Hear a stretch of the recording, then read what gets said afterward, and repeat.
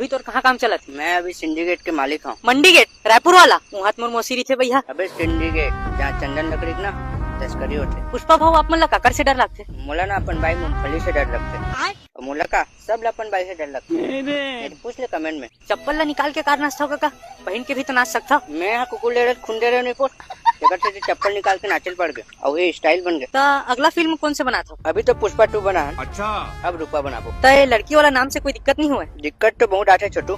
कभी कभी पड़ोसी में बहुजी बुलाते ना तो मैं ही चल देते। ये सामे सामे का होते? सुबह सुबह घलो हो सकत रही से? अरे आदल ना शाम एक मार्केट बने लगते। सुबह सुबह ना दरवक काम है। ये एक ठन कंधा कैसे ऊपर हवा जी? का हो इसे